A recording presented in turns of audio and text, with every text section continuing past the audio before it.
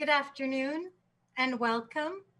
My name is Franca Palazzo. I'm the Vice President of iPolitics, Vice President of Growth for iPolitics, and I volunteer as the Executive Director of the Internet Society Canada chapter. We are a not-for-profit who advocate on behalf of Canadian citizens for an affordable, accessible, safe, and open internet. I think we can all agree that those values are more important than ever today. And if you're not already a member and would like to support us, you can do so by going to internetsociety.ca. Today, we are thrilled to be partnering with Amazon Web Services and the Angus Reid Institute to discuss the findings of a recent survey by ARI on Canadians' perceptions of their digital government services. Before I get into introducing our moderator, just a bit of housekeeping. We do encourage your questions, and if you'd like to ask a question, exit full screen, and to the right, you'll find two tabs, information and questions. Click on the questions tab, and you can submit your questions there. And now I would like to introduce our moderator for today. We are thrilled to have Heather Bakken, who is the publisher and Vice President of Business Development for iPolitics, Canada's only native digital news source for Canadian politics, policy, and the business of government. Heather is a certified digital communications strategist and former broadcast journalist for the CBC, where she anchored News World International. She is the president of the Canadian Club of Ottawa and vice president of the Canadian Committee for World Press Freedom. And she also sits on the board of the Internet Society Canada chapter. And in 2019, she launched the only debating club in Ottawa. Heather, we are thrilled to have you moderating our discussion today. I will leave it to you.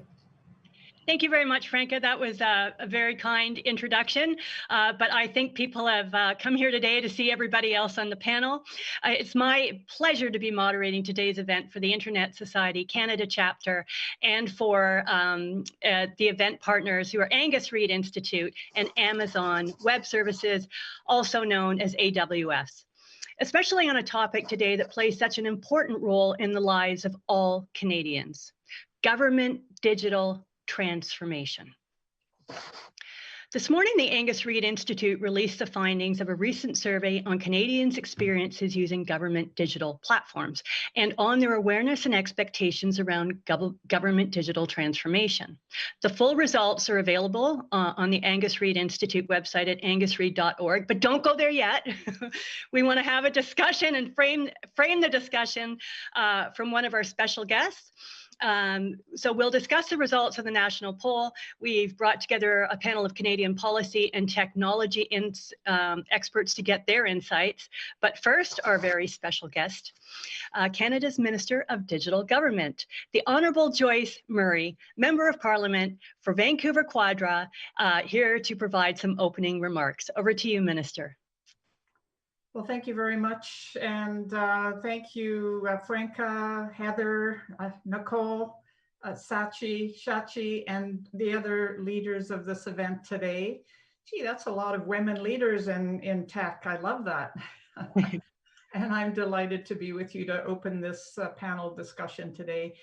First, I want to acknowledge that I'm joining you from my home in Vancouver on the unceded territory of the Musqueam, Squamish, and Tsleil-Waututh nations. J'aimerais vous souhaiter la bienvenue à cette importante conversation sur la transformation numérique du gouvernement du Canada. Et je tiens à remercier Amazon Web Services et Internet Society Canada chapter pour avoir organisé cette séance. So thank you for putting this together, and great that Angus Reid did the polling on people's perception of government digital services and what they want to prioritize. So thank you. As Canada's first Minister for Digital Government, or standalone minister, I lead the digital transformation of the Government of Canada. Just a small task. We're making generational investments in IT so we can transform how we serve Canadians. because we want people's interactions with government services to be secure, reliable, and easy to use. And clearly we have work to do, as we could see from the poll. It is time for us to put Canadians first as we modernize or design new services so that it's easier for them, not for us in the government, because we know that's not the way it works right now. Part of our problem is an outdated and complex IT infrastructure that we are incrementally modernizing.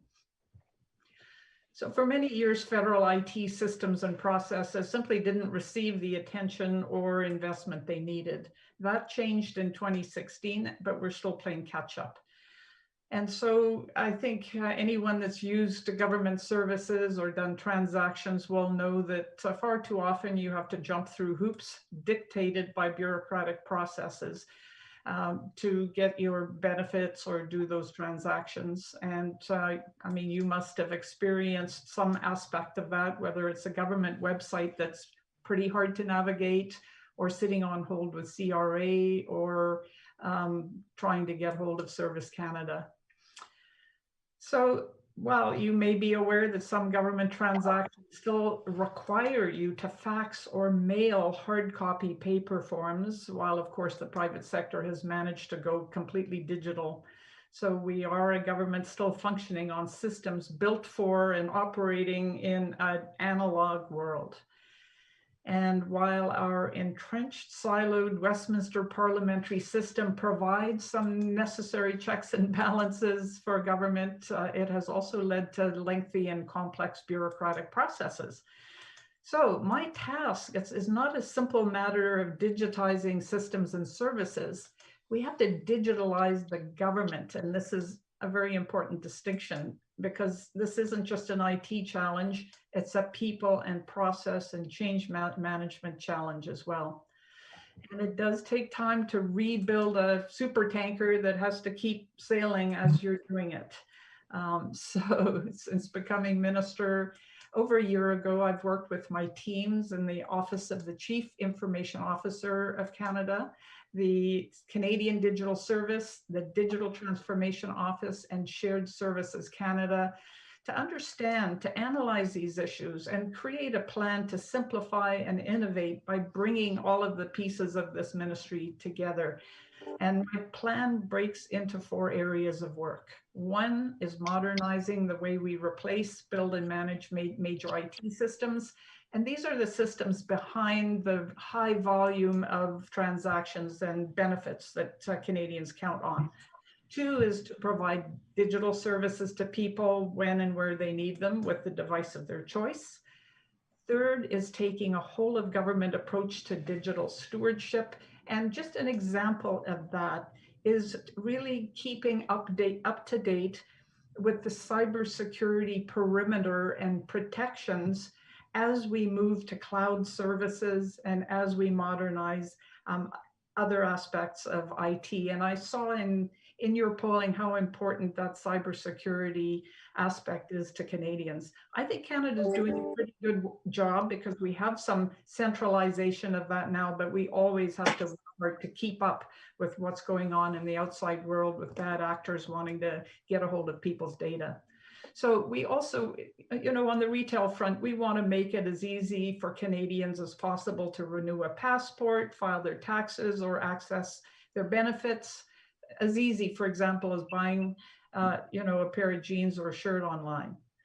So what we learned from COVID is that the need for change has become ever more critical over the past year. And I think we saw that in the poll as well. And so many people are counting on digital for their transactions and services in the rest of the world. So, but what we found is in the face of the pandemic, our government teams really stepped up. The digital government teams supported the overnight switch to remote workplaces for public servants. We rolled out new digital collaboration tools like MS Teams to keep people connected, working from home. We supported the departments to quickly and easily get financial benefits into people's bank accounts. And we created digital solutions to help people and businesses navigate the new benefits. We also built COVID Alert, which is Canada's national exposure notification app. So we did show Canadians that governments can respond quickly and effectively. But there are still some things the government could not do for Canadians as well as we would have liked because of older IT systems, processes, and equipment. And so my commitment is to make the new ways we found ourselves working in the norm, not the exception, through systematic digital transformation in the Government of Canada. And it's important also for being competitive in the economy of the future, as well as being the foundation to serving citizens well and earning their trust. So just to wrap up, clearly this will mean change. It will mean government, industry, and academia working more closely together on this great project, which is easy to say and pretty tough to do. It will be an ongoing effort where the destination is forever over the horizon. There's no end point here, but there are some really important milestones that I'm working to articulate and put in place. And fundamentally, it's about Canada becoming a stronger, fairer, and more resilient country, which is well worth the effort. So thank you for this discussion today, and thanks for inviting me to kick it off. Thank you very much, Minister Murray. We really appreciate your time and for sharing the 4 pillars that you're working on to provide the framework for today's discussion.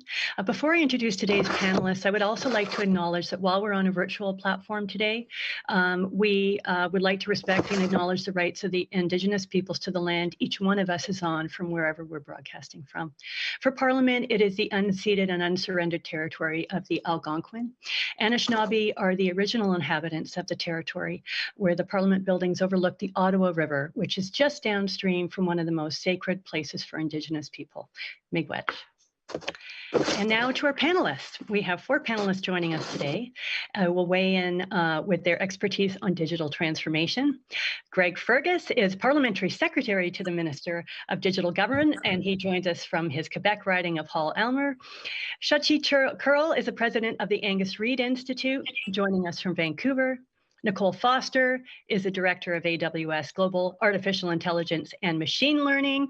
I think the shorthand for that would be AI and ML, but I wanted to make sure everybody knew where we're coming from. And she's also the Director of Canada's Public Policy for AWS. She joined us from Toronto.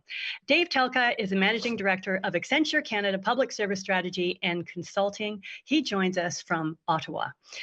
There will be an audience Q&A, so as Franca mentioned after, so please submit your questions at any time during the discussion and we'll get to as many as we can.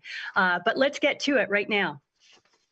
Shachi, I'd like you to kick things off, if you can, with an overview of the survey results.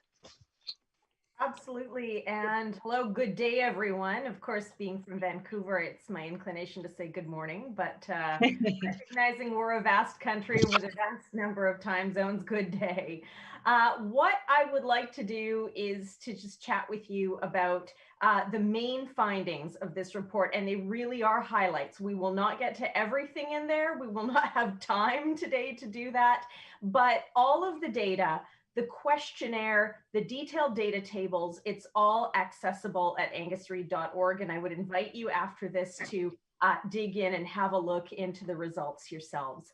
A little bit about the Institute. We are a nonpartisan, not-for-profit, public opinion polling foundation. And we were founded in 2014 really with the intention and the mission to fill a gap in what had become really a dearth of publicly available, freely available, good quality public opinion polling that wasn't paid for by somebody, that wasn't trying to drive to a particular result or do advocacy. And indeed, we don't do advocacy at the Institute. So when we worked with our partners on this survey at Amazon and the Internet Society Canada chapter, I did say to my good colleagues, look, we don't know what we're going to get in these data, and you might not like the findings, but we have to put them out anyway, because that is what we do.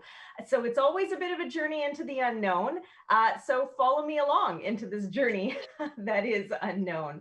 The first thing that we looked at in this survey was really the experiences of Canadians online, particularly during the pandemic, but in general. What are they doing online? Well, they're living their lives more and more online. And then we got more into their attitudes towards rating government services online and what they are telling us and telling you about digitization. So the first thing we really found is no big surprise, Canadians are really doubling down on the amount of time they're spending online as they ride out the pandemic from home. So hours and hours being spent, the vast majority really spending more than 2 hours a day. That could be working, that could be communicating, that could be FaceTiming with family, and of course, there is streaming, but we asked people to actually take out the amount of time they're spending binging on Netflix and Amazon. So this is just, without all of that, this is the amount of time that they are spending per day online. And indeed, you know, what are they getting into? They're spending, you know what, is there a way for me, folks, sorry, in this virtual, wonderful world to actually see the deck as a single screen? Devin, are we able to do that so that I'm able to do that while I'm also conducting the slides? I'm going to keep going because we just spoke to this one. Now, in terms of their level of comfort in navigating the online world, there's a lot of data on that, but the big takeaway really is that the level of comfort that people have navigating and getting around online is it does decline with age, but it really should be noted that even among that 65 plus cohort, and I know that some of us on this are 65 plus, so I say this respectfully in terms of the concept of age. Yes, 65 is the new 45. You do find that people are much more likely to say that they are less comfortable or have an average level of comfort than to say that they have a poor or low level of comfort. So that is still a minority among older Canadians. So there can sometimes be a sort of a knee-jerk reaction or concept that the older you get, the less comfortable you are. But how many of us went out in the last 10 years and bought a grandparent or a favorite auntie or uncle a laptop for their 75th or their 80th birthday, and now you just can't get them off of Facebook and they're liking everything. So that is the reality for so many Canadians now. In terms of using government services online, this was a finding that stood out because we did find among our respondents, there were more than 2,000 of them. This survey was done coast to coast, touching respondents in all parts of the country, conducted in English and French, that the vast majority have interacted or used or currently are in possession of an online government services account. That is quite a remarkable number, that 78%.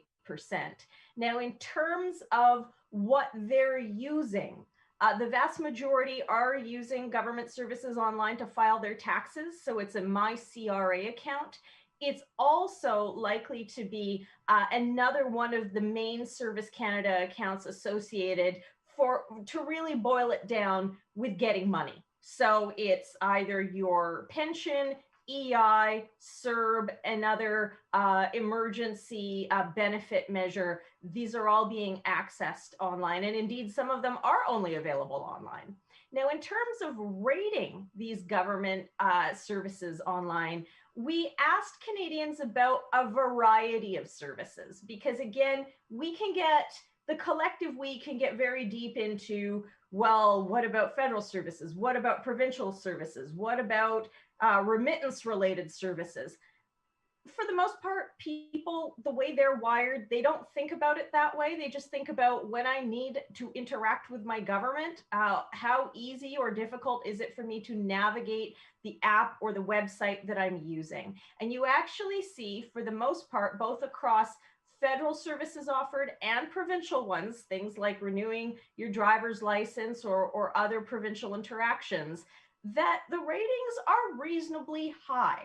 So that is good news. Give yourselves a pat on the back on that front, federal government, because as much as the trope or the meme or the narrative is often around, oh, you know, the bureaucracy never works, the websites are clunky. For the most part, Canadians are reporting that they are having either good or excellent interactions with these services online. Now, there may be an element here of grading on a curve. And what I mean by that is we then ask Canadians to rate these services in relation to other large organizations. So the minister referred to buying a pair of jeans. In a pre-pandemic environment, it might have been booking a flight or booking movie tickets or indeed buying a pair of jeans or ordering a pizza or doing any number of things that we now do in an online and digital environment. On that front, the numbers, as you can see, are not quite as complementary in terms of government, federal government services that are accessible and offered online relative to other large organizations. And so we said large organizations because we really wanted to be able to put that comparison. You know, the government is a hydra-headed beast. There's a lot of things going on in the same way there would be for a major airline, a major retailer, or even a major charity that solicits and accepts donations online. So it was really, can you give us a sense of what you think the federal government is doing and how well it's performing relative to a lot of these other organizations? Is it clunky? Is it smooth? And you do have, as you can see on the screen, a significant segment of Canadians saying, you know what, not quite as good as other major organizations online. Now, in terms of the impacts of improving those services, again, you do see, you know, that there is a significant amount of buy-in, of appetite to see these services in a way that could be improved. But that doesn't necessarily mean that people are alive to or have heard of this. So the fact that we have a significant number of people on this meeting today engaged in this issue does not mean that Canadians are rolling out of bed in the morning saying, yeah, I'm really thinking about the improvement of digitization in my federal services. It is the same as it is for everyone. Have I fed the kids? Have I walked the dog? What do I have to deal with at work today? These are the main things. Digitization, not so much at the top of the list. And really, you do have a very significant number of Canadians either saying they've never heard of this or they've heard of it, but they don't know a lot about it. And I can tell you something, having been in this world of asking Canadians questions for the better part of a decade now, a lot of the times they'll say they've heard of something, but they haven't really. So I would suspect those numbers are actually even lower. When it comes, however, to the possibilities or the impacts that come with improvement of both more online and better online, I invite you to pay not just attention to what Canadians are saying in this graph about the benefits, that this could be really a positive impact, but also the mixed and the negatives, because I think it is important to point out that for 30% of Canadians, they are agreeing with the statement that they don't really care how they access government services. If it's online, great, but if there's another way to do it, that's fine for me too. So really important to conflate that this isn't necessarily for a significant number of Canadians an either or equation, it's a both and. And for many, they still like talking to somebody on the phone, even if they have to wait on hold. They still like going into a Service Canada place. And so there is a bring along factor for a significant minority of Canadians on this front that I would invite you to be mindful of. Moving along, we then really put the questions to Canadians around, well, what should we do? What do we do about all of this? You have really a sense among Canadians that there is a desire to get going on improving digitization. And indeed, a lot of that is driven by the fact that the vast majority of Canadians do not really think the country is leading on this front relative to other nations. And indeed, among Canadians who have a higher level of awareness on this front, they are even more inclined to say that Canada is lagging behind than the general population. So we then ask Canadians, what do you think about the priorities of this, recognizing that everything is a trade-off? When you ask Canadians in a vacuum, should this be a priority? Yeah, of course it should be a priority. When does ever anybody say that something isn't important or urgent? But of course, it always has to be measured within the framework of better health access, better shoring up emergency measures for the next time we're all dealing with a once in a generation or a once in a multi-generation event, getting the economy back online. All of that to say, you do see relatively few Canadians indicating that it is either a low or a very low priority to either expand digital offerings or to improve what else is out there. Now, what are they really keying in on? Cybersecurity. Indeed, the vast majority say that this is an area that they really want Canadians and their government to give a high level of priority to. And important to remember that when we're talking about cybersecurity, that's different from privacy. It's not so much about how much personal information is available online, but the prevention of things like hacking or the theft of sensitive data. And again, on that front, I do see that Canadians strongly agree, very few of them disagree, that this is something that poses a huge risk to the country. So how do we get better around it? Who is best to protect against these types of threats? For the most part, you do see an interesting dichotomy here with a near plurality of Canadians actually saying that the private sector would be better than government at this stage. So they put a little bit more faith, a little bit more hope in the ability of the private sector to monitor for this. That could be reaction to things like the SolarWinds hack, which was detected not by government, but by a private sector firm. And also within the framework of the last 4 years, hearing about almost every day hacks on governments, whether they're Canadian or American or others. They know that people or bad actors are out there. They're just not entirely sure how well the Canadian government or indeed any level of government is ready to deal with that. So who should they work with? Again, if they are indicating that there is a higher level of trust or perception of ability in the private sector to get the job done, then indeed they are also more likely to say that government should be working with the private sector to achieve that and to get there. I'm noting time. I have gone as quickly as I can. We will leave it there and indeed open it up to questions. And again, really important, so much more at angusreid.org. Thank you very much, Shachi. I'm going to turn to our government representative. And Greg, just to ask you, are any of these findings surprising to you in any way? Yeah, I think there are probably two things which are surprising to me in seeing these results. I think that let's lead off with the last one on cybersecurity. It's really interesting to see that according to Canadians, that the private sector is better positioned to deal with this.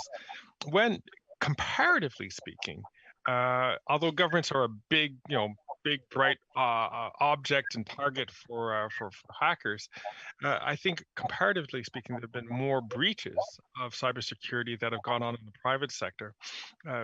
Using the same example that Shachi was just using in terms of SolarWinds, you have to remember SolarWinds is a private organization, and it was through that process that hackers were able to get spoof some numbers, so that they spoof some identities, so they could try to access at the federal government level, which they really weren't successful as they were successful in other jurisdictions around the world. The second thing that surprised me was how much it was a top of mind issue for Canadians. I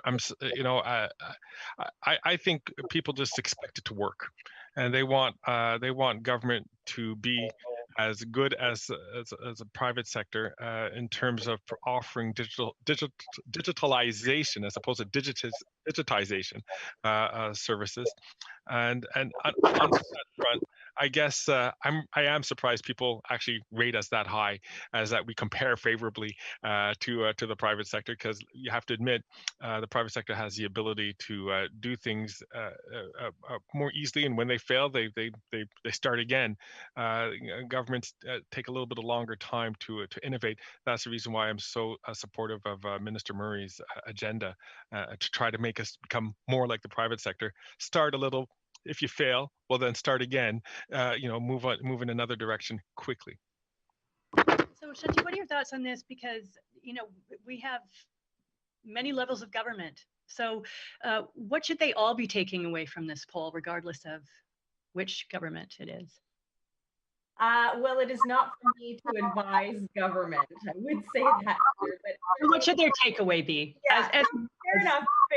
I would say that Canadians are saying, first of all, they're saying that the experiences they're having are perhaps not as clunky as we may think. So I would say take that as a bit of validation for the efforts that are being made and have been made to this point. But I would also say that with the number of Canadians who are, number one, saying we're spending more and more time online, we're turning towards services online, whether they are government or non-government. And we have an expectation that our governments, even if they aren't there today, will get there in terms of both accessibility, security, and ease of use. These are the things that I think they're definitely forward communicating to levels of government just by talking about their lived experiences. And they are saying, look, if you need to work with people who have better expertise around some of these areas than you do, then do that. We're okay with that, which is something that did jump out. I always try to not be surprised by our data, because it does presuppose that, you go in expecting a certain data point or a result or a finding. I always try to keep a very open mind, but certainly that does stand out to me, because it does speak to a greater level of ease or acceptance around something that I think we might have all had our backs up around, in terms of, well, no, government is government, and we have a higher expectation of no working with private sector or outsiders on this, because who knows what influences might be in there. In fact, what Canadians are saying is, go work with the sector experts, please. Go get this done.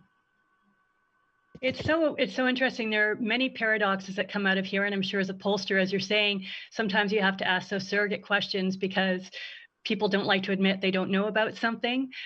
So you're a bit of looking into a crystal ball, which is why your expertise is so valuable. So what I think is interesting is when we talk about people wanting the government to spend more money on this, but people tend to be against the government spending money. And then we have the trust issues, right? So private sector is more nimble. Government and issues of security are deemed to be more trustworthy to protect you. Right. So if it generally takes longer for governments to transform or change than it does for the private sector, I think we can all agree that some people would argue it's because the public service is risk averse, more risk averse than the private sector.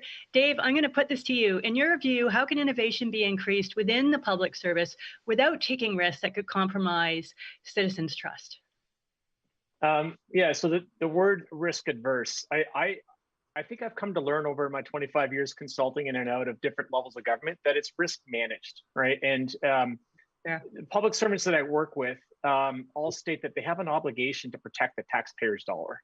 There's a number, Minister Murray referenced this, there's governance, approval processes, stage gating. There's a machinery of government that is in place to protect the taxpayer's dollar. But now with the advancement of digital solutions, and when you look at the service experience that you receive in private sector, your data is being used across different divisions within an organization. And what does good service look like for our government interactions? It's data also being shared across departments and agencies, but there are policies in place to protect data sharing across departmental divisions. So there's also this notion of policy renewal as we look to advancement of solutions. Now, Yes, I mean, I'd say, government moves in a measured approach, but over the past 11 months, we've seen government move at pace, all levels of government. Immigration, Refugee, and Citizenship Canada, they deployed an online citizenship exam to deal with a significant backlog. They had 85,000 people waiting to take their test. They had a number waiting to take their oath to become citizens, and that was rapidly moved in an online format. When you look at what's happening even globally and within Canada for contact tracing, for example, we're working with a number of government entities. And in some cases, we're deploying these solutions in 3 weeks in conjunction with government departments and agencies. They want to modernize at speed to meet the demands, obviously, of the pandemic. So pandemic isn't waiting for procurement and all the gates and funding approvals. So governments found their agile and nimble way to get through this.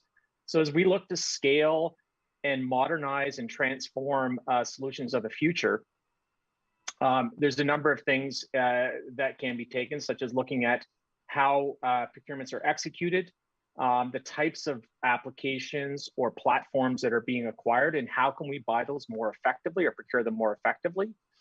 And internal to government, Minister Murray, was bang on in terms of the people and cultural change that needs to happen.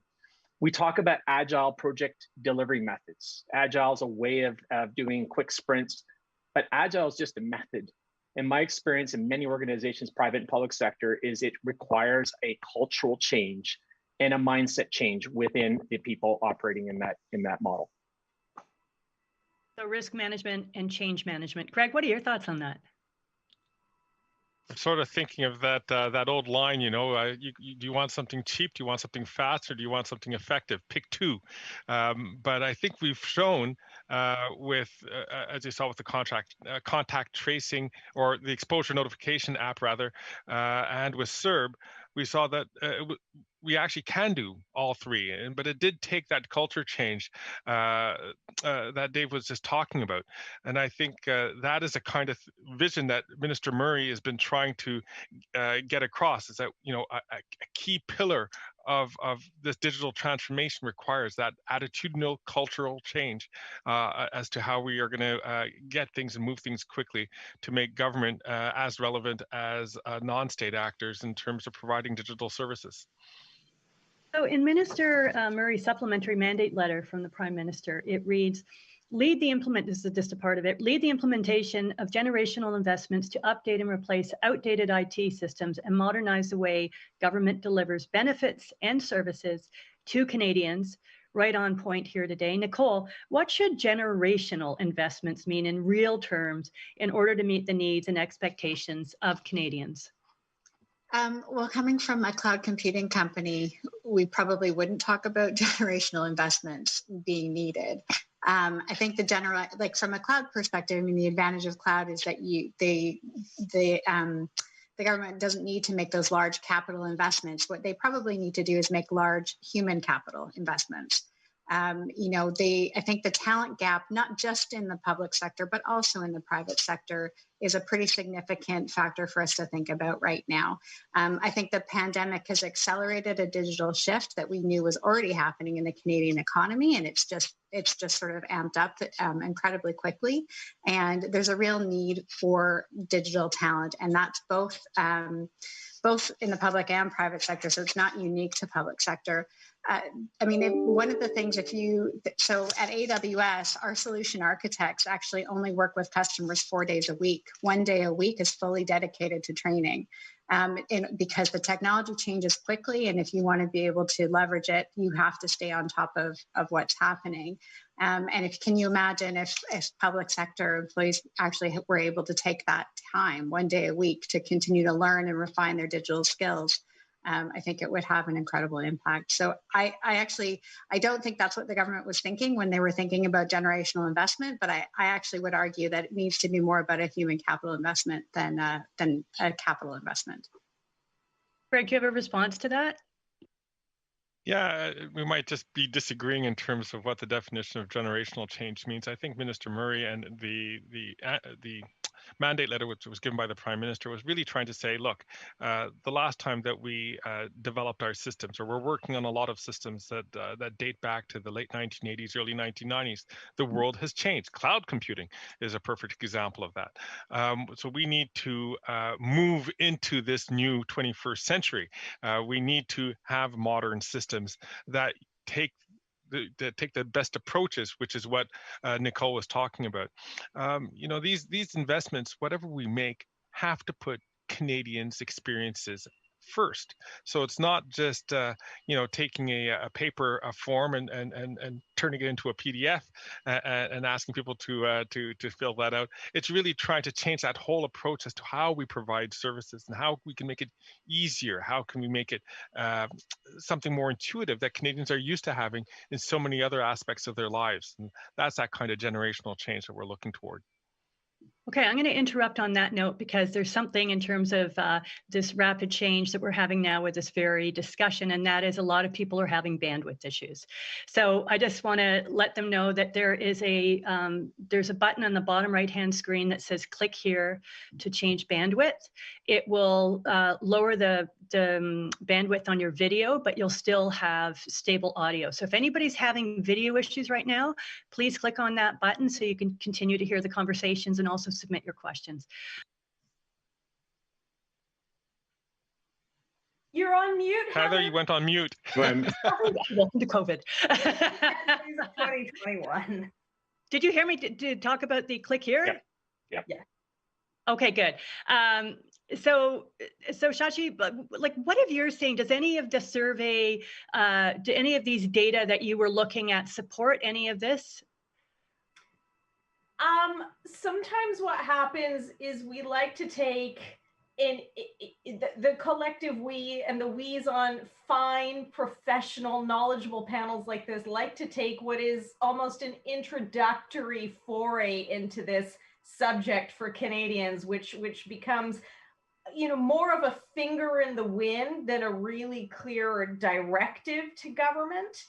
And say, what does it all mean? Where do we go from here? And so I would put not too fine a point on the idea or the notion that Canadians in the aggregate are now all of a sudden digital modernization experts. They're not. So just, you know, always remember to bring it back to the base level for them, which is, when I opened my app, did it work? Did it achieve or do what I needed it to do? Was it relatively painless, and did it leave me with a good impression? Oh, that was easier than I thought it would be. Or did it leave me with oh, that was so clunky, you know, that I wouldn't go that route again.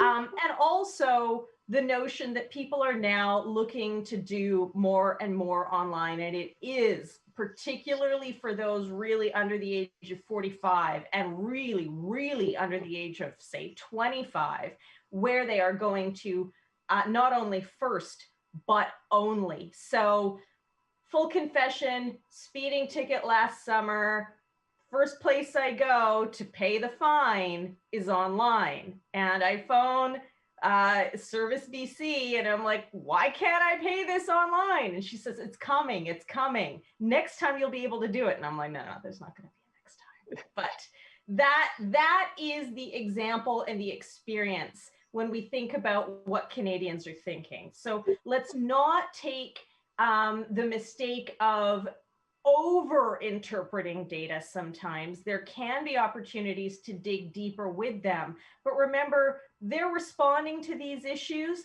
within the amalgam of everything else they're doing in a day. Again, it's not what they wake up thinking about. It's just what they need to work when they need it to work. So that speaks to user experience. And the poll shows us that, according to your survey, 41% of respondents said the government's digital platforms are worse compared to those of other large Canadian organizations. 25% said they were about the same, and 7% said they thought they were better. I'd love to know who all these people are. Greg, does this surprise you? And in your view, in what way should government platforms be improved to be considered comparable or, you know, just better than other digital platforms? Well, to answer your question, the short answer is no, I'm not surprised. And actually, like you, I'd like to know who are those 25% and 7%. But this is a reason why Minister Murray, and she talked about it in her speech, why she has this third pillar of her strategy, right? It's to have an all of government approach on how we are using the same tools and same approaches, so that we no longer, she likes to talk about the four no mores, no more paper forms and faxes, no more confusing and hard to find ways to, where are you going to get to benefit and services, no more having to call and then sit on hold, waiting to speak to somebody, and no more complicated logins to get the information that people should be able to just click and find out about their own accounts. So, these are the approach that she's taking, and I think that's the right approach, because that's what would finally match up or even surpass what we see happening in, again, non-governmental actors in terms of providing digital services. Nicole, would you like to add anything to that? We do a little bit of customer obsession at Amazon, so happy to talk a little bit about that. And it really, I think it really is a certain cultural mindset from how Amazon thinks about these things. I think it's something that you could adapt and apply in any organization. And that is, we always start with the customer and work backwards. And so at Amazon, we actually, before you sort of get a project greenlit for investment or research, you actually have to write the press release first. And the press release has to be written from the perspective of how is what you're going to be doing going to delight customers. And so how is this project that the government wants to embark on going to delight Canadians? And I think if you start with that and work backwards from that, then you can start to sort of address the blockers or the reasons why or the governance issues, but really begin with the end in mind, I guess would be another way of putting it. I was speaking with a former ADM at the Department of at the ISED, and she was tasked with creating some innovative projects in her department. And at the beginning of the project, she would have colleagues say like, oh, I can't do this because, of this rule, and we can't do that because of that rule. And so they were starting their whole process with understanding all the barriers to what they couldn't do. And she just said, that's not innovation. Like, just stop. You have to figure out where you want to go, and then we'll figure out how you get there. But don't start with the sort of walls up about what you're trying to create and build. And so that's, I think what we saw during the pandemic is government actually can move quickly when they need to. And these issues are not technology issues. The technology and the tools are there. It's really about how do we leverage them and use them. And so I think necessarily government does have to be more cautious and move slowly. There are bigger governance issues and the trust of Canadians that needs to be protected. But the technology and the tools are there. It's really about how do we sort of start with where we want to get to. Yeah, having a vision. And you mentioned press releases. So Dave, this one's for you. The survey findings also show that most Canadians are unfamiliar with the term digital transformation. If successful digital transformation will enable Canadians to have better access to many of the critical services they rely on, how do we make it an issue that more Canadians care about so they can support greater investments? In other words, how do we let them know what they don't realize they would really help them if they knew about it? I believe that Canadians perhaps don't know the word digitalization, but know what experience looks and feels like. And that's what we've all talked about in the last 20 minutes. And we have this notion at Accenture called liquid expectations. A liquid expectation is a great service experience that you would have had, whether it be a bank or retailer, and you go, that was excellent online service. And now that sets the bar. So your expectation seeps into other industries. And I think what we've seen with some of the report data is that those expectations of great service are also seeping into their government transactions. So I think as we look to addressing and making this important for Canadians, it comes down to, quite frankly, what level of service are they receiving? How are they able to get their service requests and interactions with government fulfilled on online channel or omni-channel for those who don't have access to online? It was somewhat ironic that bandwidth was an issue for some of the folks on this. There's a disparity of digital access, right? Rural communities, even urban settings who don't have access to tablets, computers to learn. Rural communities need access to infrastructure to be able to connect to high speed to be able to participate in such activities. So again, I would kind of rope this up on the experience side, creating the awareness of what good and better experience can look like, and then also on the access to digital infrastructure, making sure that there's an awareness that I need to connect to be able to educate, participate in fitness, work, entertain, like all the things that we now do in this format. Yeah, I mean, that's one of the things the Internet Society Canada chapter is also promoting. We have to, I mean, bandwidth should be a non-starter, right? We all need access to that. Before we move on to the audience questions, I'd just like to talk about the public-private partnership a little bit, because this is not foreign to the government. I know StatsCan has been promoting this. They've been working with the Canadian Chamber of Commerce. Like, there are a lot of fabulous ideas here. Today, I think we're seeing a really important iteration of that, and how everyone will be positively impacted by having this kind of partnership moving forward. So again, back to the survey, 78% of Canadians believe that the government should work with private sector technology companies to speed up progress, to get that nimbleness flexed even more than it has during the pandemic. So Greg, what does an effective partnership between the private and public sector look like from your perspective? Well, I mean, clearly we have to work with the private sector to come up with these modern and frankly, to take a look at the things that work so well there. But also the private sector can work with government to there are some things which government has done well, as you know, in terms of digital transformation. Let's talk about a particular example. Let's take a look at the exposure notification app. You know, that was government led, but what do? We took up the offer from Shopify to help us create the coding, and they BlackBerry generously offered us, like Shopify, to test the coding to make sure, you know, it withstood the test of time, and making sure that it was sort of, you know, dummy proof in a sense, and it can do the things that it's supposed to do. You know, that was very helpful for us to get that app out quickly and allow Canadians to become safer by downloading this exposure notification app, which, if I could put within brackets, I hope everybody who's listening to us here today has done so. It's another tool to help us to guard against the spread of the pandemic. Yeah, it doesn't work in BC, or it works.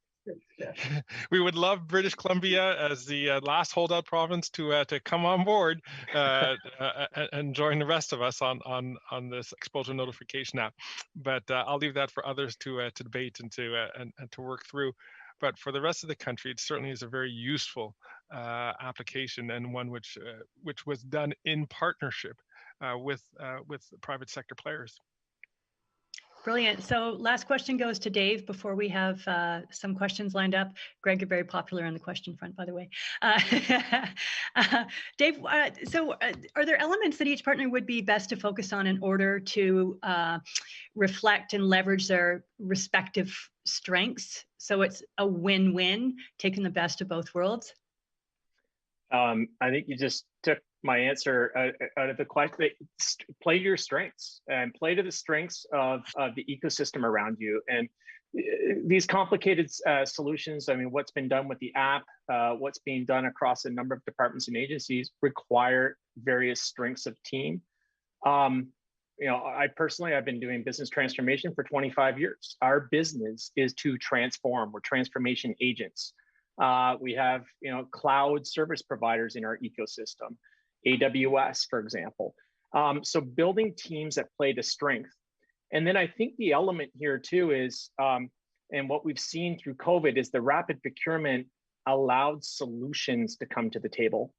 And there's been a traditional mechanism of how government tries to partner with private sector, and often they're looking to buy people at a certain rate. Well, the future is different. We're now buying procuring, government's procuring platforms, they're procuring applications, and that's a different model. So as part of this playing to strengths is also, again, how do we transform some of the culture within the public sector to be able to work more effectively with the private sector? Nicole, do you have anything to add to that from AWS's perspective? I would agree with the playing to the strengths point. I mean, I think that's one of the things that Amazon and AWS are sort of always thinking about. I mean, just to use cloud, for example, one of the reasons I think it appeals to organizations is a couple of reasons. One, your technical talent can be dedicated to innovation instead of procuring racks and servers and managing data centers, which is an important skill, but one that you can easily farm outside of your organization to AWS or another cloud provider. That this is what they do day to day, and this is they innovate on it, they do it effectively, they do it efficiently, they invest more in security than any other organization does on their own. And so, companies or public sector organizations that use cloud actually benefit from that scale of investment. And so the ability to kind of dedicate your resources to focus more on your mission instead of, managing data centers, I think is a much better way to use your talent resources. And it sounds like with a trusted partner, both ways, we're stronger together, for sure. Okay, we're going to move to the audience Q&A because I'm sure there are some people out there who've been waiting to get their questions asked. Greg, we're going to start with you. This is a question from Patrick. The survey found that 86% of Canadians rank accessibility as a high priority above expanding the range of digital services available and enhancing user experience. Can you comment on what the government is already doing to make accessibility a priority in its services and how they can go further? Well, excellent question. Thank you, Patrick, for asking that. When I think about accessibility in the context of providing digital services, I think about how we modernize the way Canadians access services online, while at the same time leaving no one behind.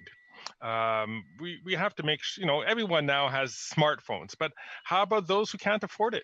I shouldn't say everyone within quotation marks has smartphones, but what about those who can't afford it, or those who lack access to high-speed internet, as we saw even with some of our participants today who are having some trouble with bandwidth in accessing the video. If digital government is about designing and delivering services that are secure, reliable, and easy to use, we gotta make sure that they're for everyone, regardless of age, income, or where they live, and digital literacy. The best thing that we can do is to make sure that there are a lot of self-serve services so that people can access their accounts, leaving open then for those who don't have, who are not able to access our services, leaving that more people available to help them and to guide them through by telephone or by or by letter or in-person meetings. By giving more accessibility of services to people who have the tools to access it, it liberates us to provide more personalized service for those who require it because they don't have the tools at hand. I would add it's really interesting. I think people need to be reminded that having accessibility is not just for people who need it. There are these additional benefits that we see as society. For instance, as a former broadcaster, the audio to text became something we called mute value. So when you're in the hair salon or in the airport and that comes up, everybody benefits from that. So we all use it. Yeah, so it's actually narrow. The intentions may be more narrowly defined, but the outcomes have a much broader impact, which is why we need to always focus on these things. It's fantastic. Exactly okay, right. I have two more questions. Can I just add very quickly? I know you want to get to more questions. It's also absolutely critical when we think about demographic trends. When we think about aging trends in this country and what that does around visual issues with eyesight, seeing, hearing, we are about to go driving at top speed off of a demographic cliff in terms of our aging population. And we do need to be mindful about how that is baked into the access question, because people don't think of themselves as old or having barriers, but they're coming and they will be real. Yeah, and I just want to defend my generation. I look at a lot of young people who are suffering from fry eye, pardon me, not dry, fry eye, because of all the time they spend looking at a monitor. So don't think it's going to take 40 years for you to need these visual assistance devices. You want to be able to have that user-friendly experience, whether or not you have your glasses on hand. So I think we can all look at that and see that there's definitely a need coming up. We're short on time. I think there's probably, maybe we just do a quick 30 seconds each for a general question.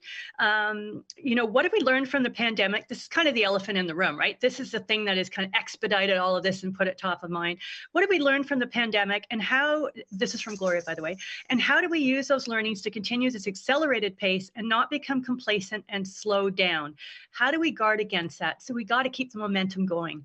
Let's start with you, Shachi, and just go around. If you could just give 30 seconds on that. I would just say that the pandemic, I can do it in less than 30 seconds, has really just been such a catalyzing influence and force. So there's two factors here. It has had the impact of speeding up things that we were experimenting with on the cusp of, and within a 12-month period, they've become absolutely normalized. But to the second part of that question, what is the snap back value once the elastic starts, once this is over? To what extent are our societies going to want to keep some of the things that they got used to during the pandemic? And what are the things they want to go back to? That could be working from home, that could be any number of things.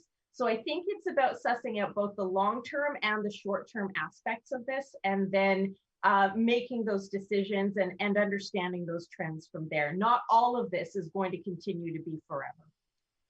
Dave. If you're processing paper, rethink it. If your only channel is in person, rethink it.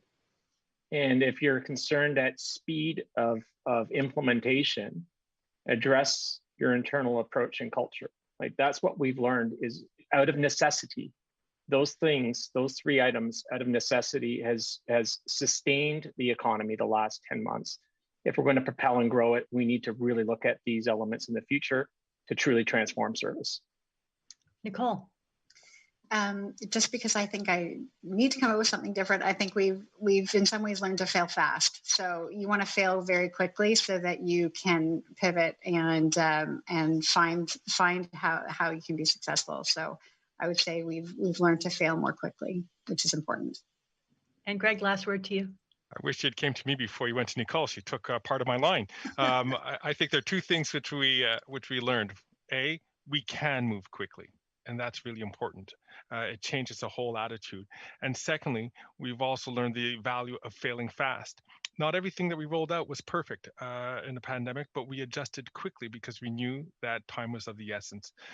So I think those two elements are really paradigm breaking, and will serve government well in the years to come. Thank you very much, Greg. Well, that's all the time we have for today. It was a really enlightening discussion. I want to thank everyone for their expertise, insights, and just, kind of the authenticity of approaching this and how we're all in it together. So thank you again to our panelists, MP Greg Fergus, Shachi Curl with Angus Reid, Nicole Foster, AWS, and Dave Telka, and the Honorable Joyce Murray for establishing, and the Honorable Joyce Murray for establishing the framework for today's discussion based on the survey results. We're also grateful to the Internet Society Canada chapter, Angus Reid Institute, and AWS for bringing this critical and timely issue to the forefront for the benefit of all Canadians, because that's what it's all about, right? So what we're here for. So thank you to everyone for taking the time to join us. We hope you learned some key takeaways and are now armed with actionable information to keep this momentum going. Remember to go to angusreid.org, check out the survey, digital transformation, use government services as much as you can. It will make life easier. And on that, I'd like to say have a great afternoon, stay healthy, and we hope to have this discussion another time. Thanks.